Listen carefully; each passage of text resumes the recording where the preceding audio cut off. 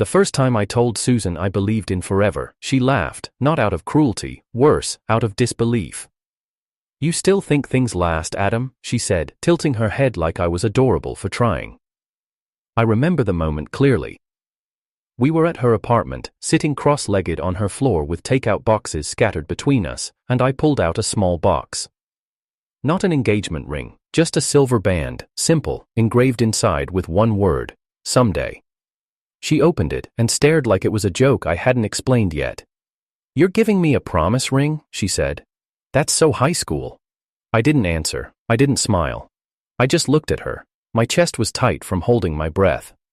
"I mean," she continued, laughing under her breath, "we've only been dating 2 years." Only. As if 2 years of shared secrets, held hands, tears, birthday candles, silent car rides, and tired Sunday mornings were disposable. I took the ring back before she could place it somewhere careless. "I just wanted you to know I was serious," I said. She looked at me, finally, and said, "That's the problem, Adam, you're always too serious." And I realized, in that moment, I'd mistaken attention for affection, I'd mistaken proximity for permanence. Later that night, I sat alone in my car, fingers still holding the tiny box. Her words echoed in my ears: "Forever doesn't exist." But she stayed, and I stayed too. Because that's the thing about love, it doesn't leave clean. Some nights she'd hold me like she meant it. Other nights, she'd turn away in bed, checking her phone just a second too long before setting it down. She never said the words, but the silence after I said "I love you" said everything. Then came James. I wasn't suspicious at first. He was loud, charismatic, a mutual friend from her work. But something shifted. She laughed more with him. Her texts became shorter. Her nights out got lighter. One evening, I showed up unannounced. The front door was unlocked, music playing, her perfume lingering stronger than usual. I found her on the balcony with him, holding wine glasses, their legs almost touching. She saw me and blinked. "You should have called first," she said. James gave me a grin that didn't reach his eyes. "Didn't mean to crash anything," I muttered, but I already had. I stood there like an extra in my own life, watching her laugh at a joke I didn't hear. Still, I stayed. Even when I stopped being her first call, even when she forgot my birthday but remembered James' presentation date. Even when I realized that my presence only reminded her of promises she never intended to keep.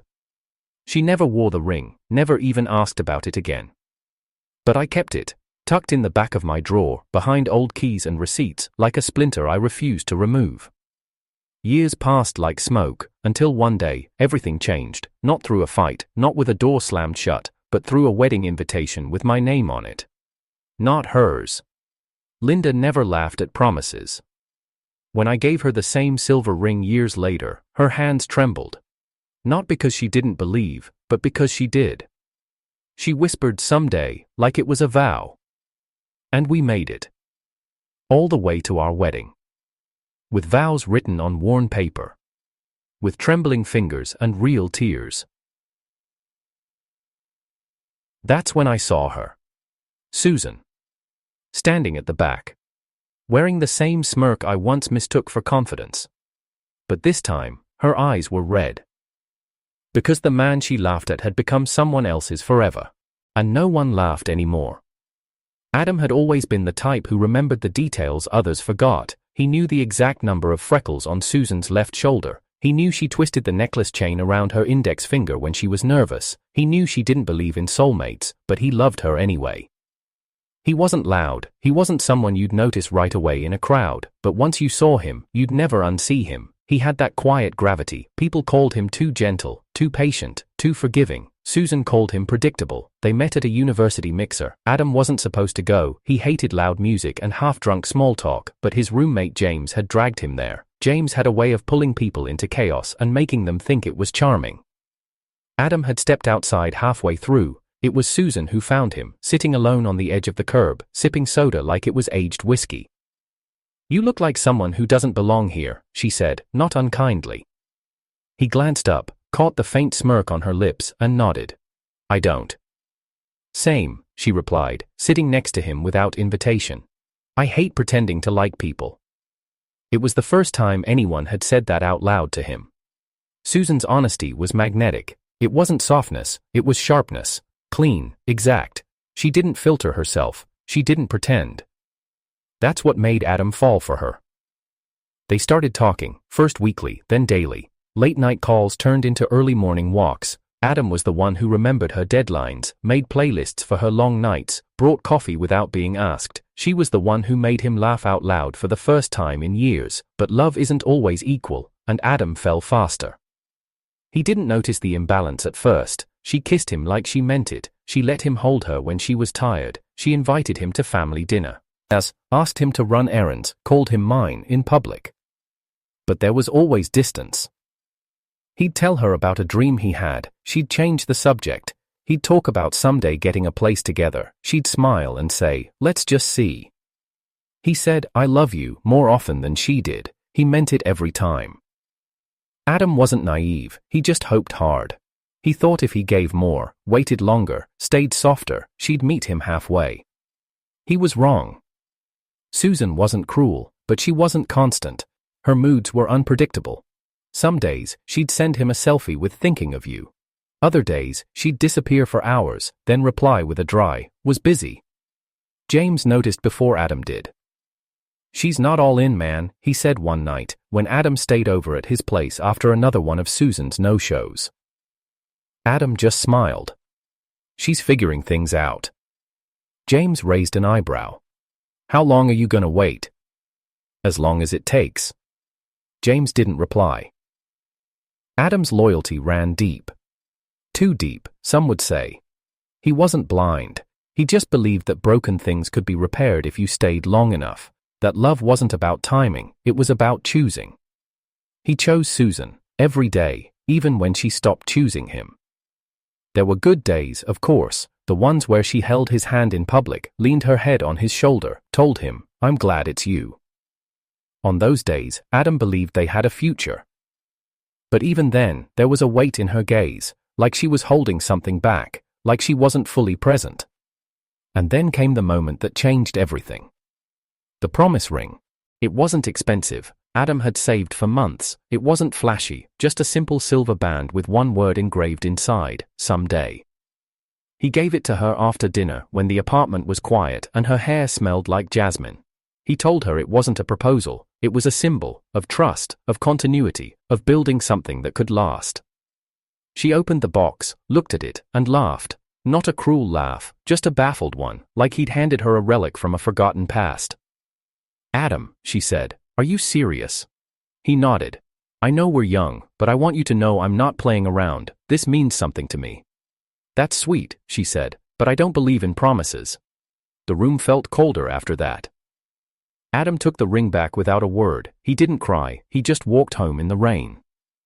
The next morning, she called, pretended it didn't happen, and Adam, he went along with it, because love makes you forget your worth sometimes. It wasn't that he didn't see what was happening, it was that he thought he could change it. He thought one day she'd wake up and realize he was enough. Then came Linda. Linda was everything Susan wasn't. She wasn't loud or flashy or unpredictable. She was calm, constant, kind. They met at a charity book drive. Adam was stacking boxes. Linda offered to help. They talked about novels, shared dog pictures, laughed at the same obscure references. But most importantly, Linda listened. She remembered what Adam liked in his tea. She sent him reminders to eat when he got caught up in work. She didn't just love him, she valued him. By the time Adam realized what real love looked like, it was already too late for Susan. He didn't hate Susan, he never could, but he had stopped waiting. When he gave Linda that same silver ring, her eyes welled up. She didn't say, "Why?" She said, "Yes." That was all Adam ever wanted, not perfection, just presence. And on the day of his wedding, as he stood at the altar with trembling hands and a steady heart, he spotted Susan at the back, dressed in blue, red in the eyes, trying not to cry. And in that moment, Adam knew something Susan never did. Forever wasn't a myth, it just had to be given to someone who believed in it too. It started with a message Adam wasn't supposed to see. Susan had left her phone on his coffee table one Saturday morning when she went to shower. They had spent the night at his place, something rare in the final months of their relationship. She usually preferred her own bed. She was humming behind the closed door, steam leaked through the crack. Adam wasn't snooping. He never had. But the phone lit up, James. The name alone made something tighten in Adam's chest. He glanced away, tried not to care, but when it lit up again, "Last night was driving me crazy." He froze. There were no kisses, no heart emojis, nothing explicit, but the familiarity, the tone, the timing, it was enough. He didn't open the thread, he didn't need to. He turned the phone face down just as the bathroom door opened and Susan walked out in his hoodie, her wet hair clinging to her neck. She saw his face and stopped. "You okay?" Adam forced a smile. "Yeah, just tired." She nodded, not probing. That was Susan's way. She didn't want confrontation unless she started it, and Adam, he didn't speak unless he was sure. But doubt is a seed, and that message watered it daily.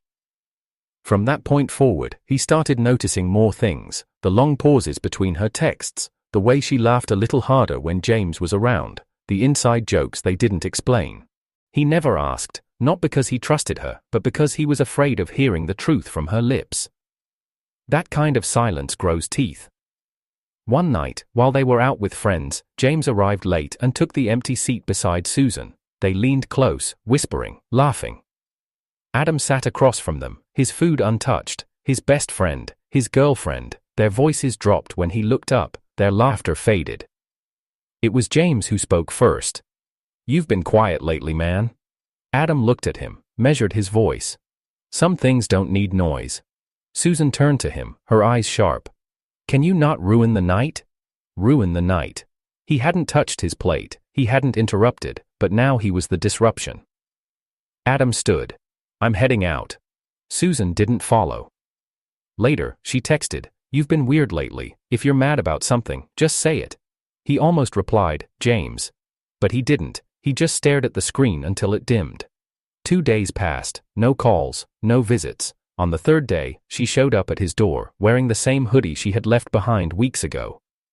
"Are we okay?" she asked. Adam looked at her.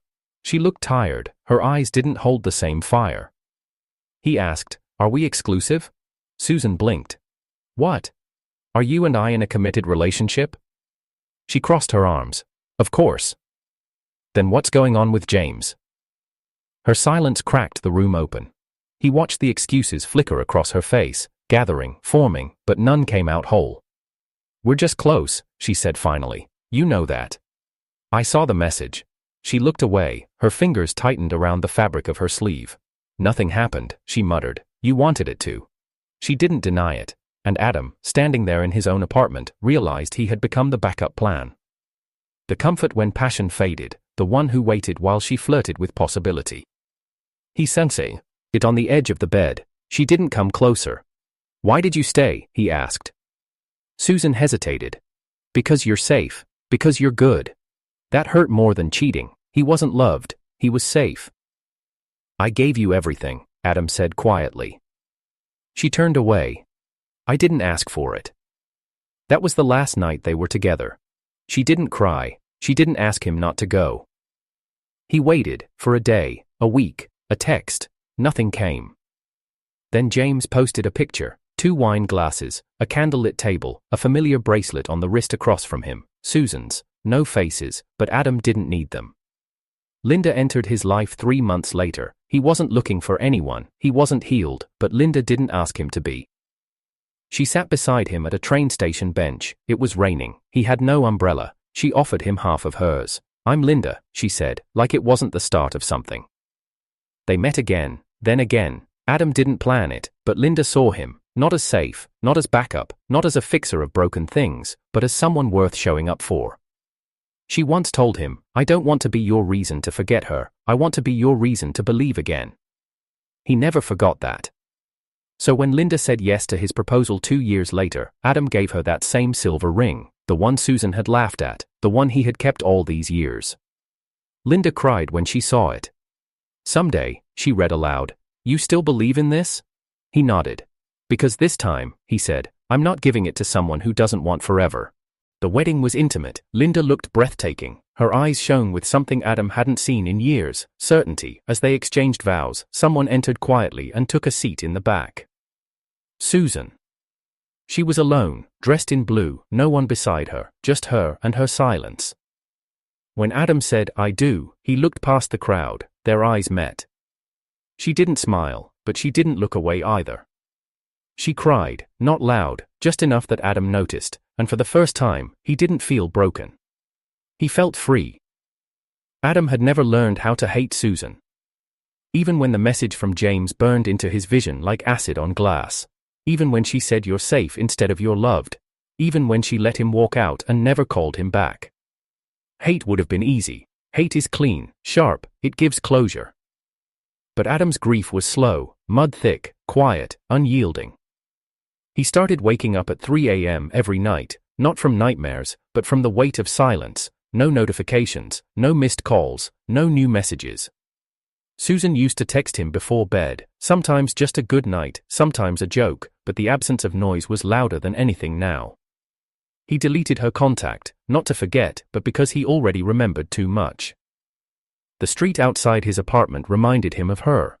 The corner cafe they used to meet at for Sunday breakfast. The bookstore where he'd once waited an hour because she lost track of time, and still, he smiled when she arrived. He began walking different routes. Crossing streets early, looking down when something familiar approached. One day, James called. Not to gloat, not to apologize, he just said, "I didn't plan for this." Adam said nothing, there was nothing left to say. James filled the silence anyway. "I don't even know if she loves me. Sometimes I think she just didn't want to be alone." Adam swallowed. "That's how I felt too." He ended at the call after that. Linda entered his life like sunrise, gradual, warm, honest. She never tried to pull him from the dark, she just waited, lantern in hand, until he was ready to step forward. There were days he smiled for her, but not with his eyes, nights he held her, but his hand still shook, moments when he kissed her, but his chest stayed quiet, and Linda never complained. She once asked, gently, "Are you still in love with her?" Adam shook his head slowly. "No. But sometimes I still mourn the version of me that believed she did." Linda didn't flinch, she just nodded, and reached for his hand. "You're allowed to miss what you thought you had." He realized then, he wasn't mourning Susan, he was mourning the hope he buried in her.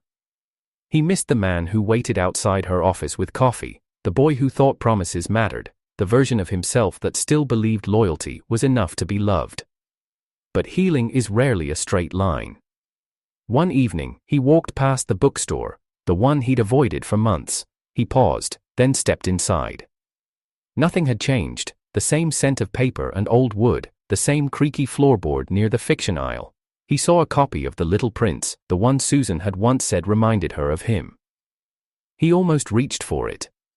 Almost, but then he turned. I walked away. Because he wasn't that person anymore. A week before the wedding, he had a dream.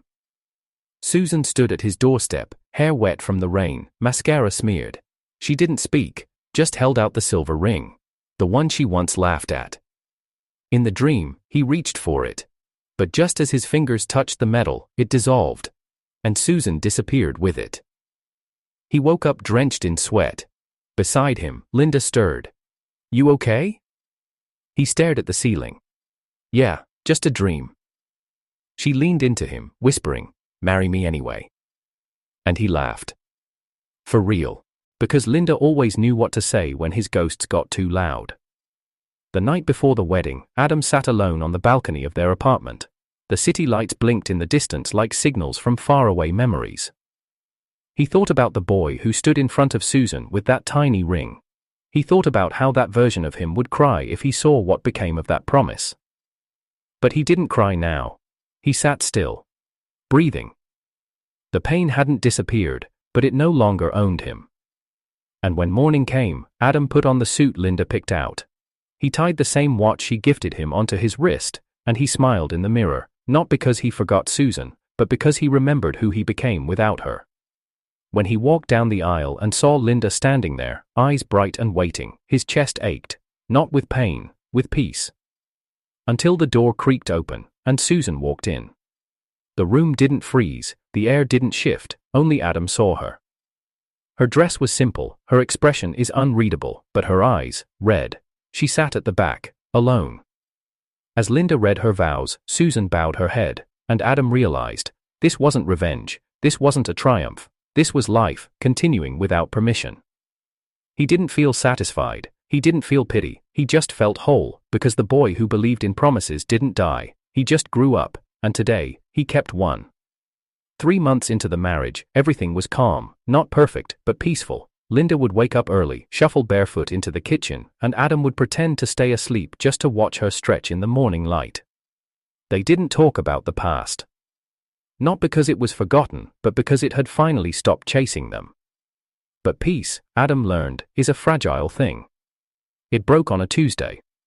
A single letter arrived in the mail, no return address, just his name in unfamiliar handwriting. Linda handed it to him with a smile, assuming it was a late wedding card. He opened it, expecting a delayed congratulations. Instead, it was Susan's handwriting.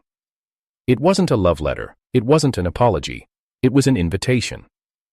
I didn't say anything at your wedding because I didn't want to ruin it, she wrote, but I owe you the truth. Adam froze. Linda noticed. What's wrong? He tucked the letter behind his back. Nothing, just someone from university. He lied. He hadn't lied to Linda once since they met, and the moment he did, it tasted bitter. That night, after Linda went to bed, Adam sat alone in the living room and read it again. I'm not trying to win you back, Susan wrote, I just can't carry it anymore, so I'm leaving it here.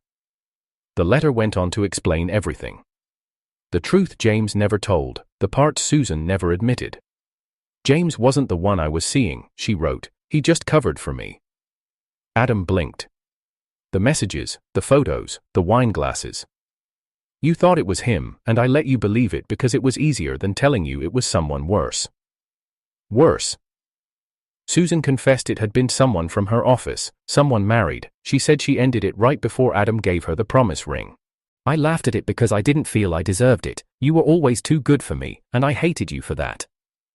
She said she didn't ask Adam to stay because she thought he finally realized the truth. I thought you left because you knew what I did, that you looked at me, saw through me, and walked away. But when I saw you at the altar, I realized something worse. You left me because you grew, and I didn't. She ended the letter with a sentence that hit like a hammer. Linda got the version of you I was too selfish to wait for. Adam folded the letter with trembling fingers. For days, he said nothing. Not because he was afraid of what Linda would say, but because he didn't know how to explain why it mattered at all. Why did it still ache? Susan hadn't stolen him, she hadn't begged for another chance, she had let go. But this letter, this truth, it shook something loose inside him. It reminded him of how much he had misunderstood, how much he had carried, thinking he'd been betrayed by one person when the truth had layers he never even guessed. He looked at Linda differently the next day. Not with less love, but with more hesitation. Because now there was a version of his past he hadn't mourned properly. A lie he hadn't even known was a lie. Linda noticed the shift. You're quiet, she said on Friday night, sitting beside him while he stared at the untouched dinner on his plate. I got a letter, he said finally. She waited. It was from Susan. Linda didn't flinch. And? He handed it to her. He didn't want to hide anymore. She read it silently, her expression didn't change. When she finished, she placed it on the table and sat still for a long time. Then she asked, Do you still love her? Adam shook his head slowly. I don't think I ever really did. I loved the idea of fixing her. I loved the version of her that lived in my head, the real Susan. I never truly knew. Linda reached for the letter again. Her eyes scanned the part where Susan admitted she let him take the blame for something he never understood. Linda whispered, She made you think it was James. Adam nodded. And you never confronted her? I was too tired. I thought if I walked away quietly, I could leave it behind. Linda leaned back, staring at the ceiling. And now? I feel cheated out of the truth, and guilty that I still feel anything about it. Linda looked at him, not with anger, but clarity. That's not guilt. That's you finally understanding what happened. You're human, Adam. He looked at her. The woman who never once made him feel small. The one who stood at the altar with open hands, not folded arms. He asked, Are you mad? She shook her head. No, but I'm hurt. Adam swallowed. Not because of Susan, Linda said softly. But because you changed after reading that letter, even if you didn't mean to. You stopped looking at me the same way this week. I didn't mean to, he said. I know, but it matters. They sat in silence. Then Linda said something he didn't expect. I want you to go see her. Adam blinked. What? Go see Susan. Get it out of your system. Whatever ghosts are still living in your chest, deal with them. I don't want to live with a version of you still half stuck in the past. He stared at her. And if I go and something reignites? Linda smiled, but there was pain in it. Then I'd rather know now than 10 years from now. Adam didn't sleep that night. He watched the ceiling shift with headlights from the street. The next day, he stood outside Susan's apartment. She looked different when she opened the door, quieter, older. I thought you'd never come, she said. I almost didn't. They sat across from each other, tea between them, no music, no tension. I didn't bring the letter to open old wounds, she said. I just wanted you to know. You were never the problem, I was. Adam nodded. I'm not here to forgive or ask for closure, he said. I'm here because I'm married to someone who deserves the full version of me. Susan's eyes softened. I'm glad you found her. He stood up to leave. As he reached the door, Susan called after him. Adam? He turned. Was I ever enough for you? He hesitated, then answered with painful honesty. No, but not because of what you lacked, because I was never supposed to stay. And he walked out. Back to Linda, back to the life he chose, not by default, but with clarity. The rain hadn't let up all evening. Adam stood at the window of their apartment, watching the drops snake down the glass in crooked patterns. Linda was in the kitchen, quiet, moving with the same grace she always had, but something between them had changed. It didn't rupture, it was restraint. The visit to Susan had brought closure, but not silence. It had stirred things that Adam didn't know were still alive inside him, questions he'd buried, guilt he hadn't faced, and most dangerously, truths he hadn't shared. Linda hadn't asked what was said between them, she only asked, did you get what you needed? Adam had said yes, but the yes had carried a weight, and Linda had heard it, she just hadn't unpacked it, yet. Now, 2 weeks later, that weight sat between them like furniture neither wanted to move. That night, Linda set 2 cups of tea on the table, her fingers brushed his. We need to talk. Adam didn't flinch, he had been waiting. Okay, he said. She sat down across from him. There was no anger in her eyes, no accusation, only the same heartbreaking honesty that made him fall in love with her. You're here, she said, but you're still somewhere. I else too. Adam lowered his gaze. I didn't realize it was that obvious. Linda smiled faintly. I didn't marry a liar, I married a man who feels everything too deeply and tries to carry it all quietly. He looked up. Her eyes were kind, but unyielding. I told you to see her because I thought you needed closure, Linda continued. And I meant it, but you came back different. I'm not in love with her, Adam said. I know. I didn't go there to reopen anything. I know. But something about it. It shook me, he admitted. Not because I miss her, I don't. But because I realized how much of myself I lost trying to be enough for someone who didn't want to be saved. Linda nodded slowly. That's fair. But the question is, what version of you came back? Adam blinked. What do you mean? She leaned in. I married a man who believed in the future, who looked at me like I was home, but lately, you look like you're still trying to fix something in yourself. I am, Adam whispered, but I want to do it with you. Then be here, she said gently. Not halfway. Adam was quiet for a long time. Then he said something he hadn't said in years. I feel like I failed, not just with her, but with who I was supposed to be. Linda reached across the table and took his hand. You didn't fail, you were just loving someone who didn't know what to do with it. That's not your fault. He squeezed her hand. I hate that I still feel angry sometimes, angry at her, angry at myself. You're allowed to, that doesn't make you broken. I want to forget that part of my life. Linda shook her head. Don't. It made you who you are. It brought you to me. Then she paused, searching his eyes. Tell me the truth. If Susan stood in front of you right now and said she wanted to try again, would any part of you say yes? Adam didn't blink. He didn't breathe, but he didn't lie. No. Linda studied him. Not even a little? Adam leaned forward. Not even if the world burned down around us. She exhaled, visibly relieved. Okay. He asked, would you have stayed if I'd said yes? No, she said, but I would have thanked you for telling the truth. The tea had gone cold, but neither reached for it. Then Adam stood up and walked into their bedroom. He returned with a small box. Inside it was the silver ring, the one Susan had rejected, the one Linda had once cried over. Adam placed it between them. This wasn't just a promise, this was a reminder of who I wanted to be. Linda looked at it. And who are you now? Adam's voice broke slightly. Someone who doesn't want to keep carrying old graves into a new home. Linda stood. She walked over, sat beside him, and placed her head on his shoulder. Then bury it. Right here. Right now. Adam stared at the ring one last time, then closed the lid. I'll donate it, he said. Let someone else make new memories with it. Linda nodded, then whispered, I love you, Adam, but I won't compete with ghosts. If we're going to build something, it has to be ours, not just a safer version of something you lost. He turned to her. It is ours, but you're right, I've been stuck, and I'm sorry. They held each other in silence. Outside, the rain began to slow. The sky cleared slightly, revealing a faint sliver of moonlight through the clouds. Later that week, Adam and Linda took a trip, not far, just a small cottage in the countryside, no cell service, no noise, just quiet and each other. They cooked, read, walked trails lined with gold leaves, and on the last night, Linda asked Adam to write a letter, to himself, to the boy who once gave a promise ring and got laughed at. He did.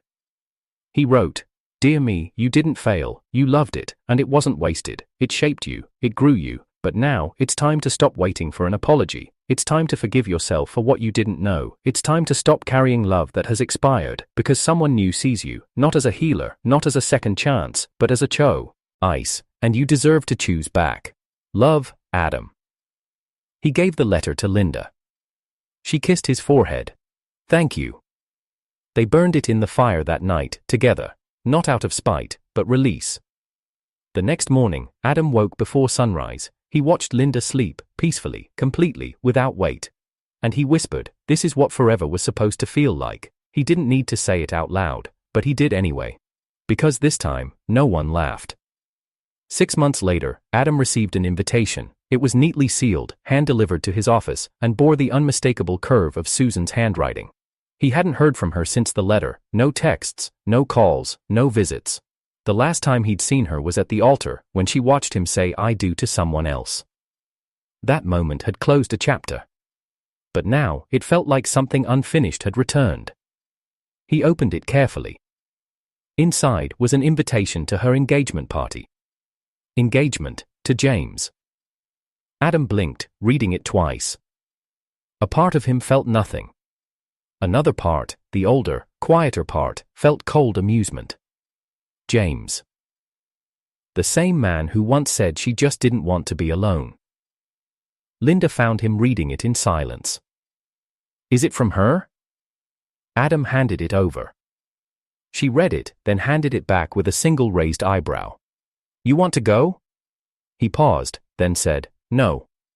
Linda smiled. Good. But Adam did write something that night. A letter. He folded it carefully and dropped it in the mailbox without telling anyone. 3 days before the party, Susan received it. Inside was a photo of the silver ring. Lying at the bottom of a donation box, tagged and priced at $15. On the back of the photo, Adam had written, you laughed at it once, now someone else will wear it because she never needed to be convinced of my worth. No name, no sender address, just that. Susan didn't respond, but 2 days later, the party was postponed indefinitely.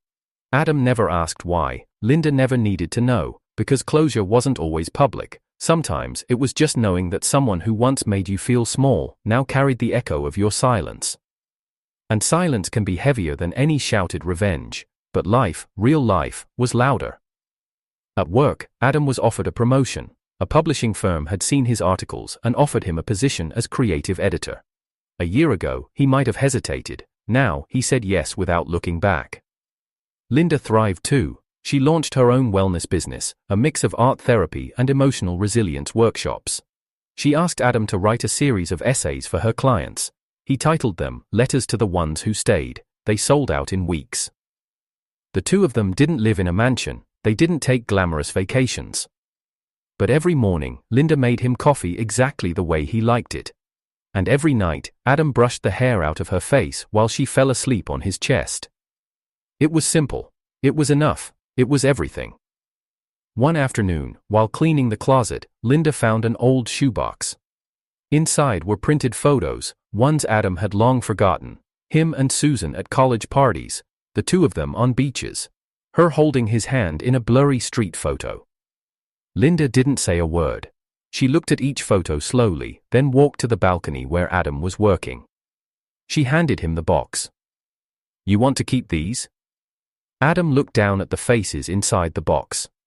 He took out one picture, just one. In it, Susan was laughing at something off camera. Adam, beside her, looked younger, hopeful, unaware. He stared at it. Then, slowly, he tore it in half. Then again, and again, until it was nothing but pieces. "I already kept what mattered," he said. Linda leaned in. "What's that?" "The lesson, and the part of me I almost forgot." She kissed him on the cheek. "Good." Weeks passed. Life didn't slow down. Then, on a rainy Thursday, Adam received another letter. This one wasn't from Susan. It was from James. No envelope, just a folded sheet of paper, slid under his office door like a last breath. "Adam.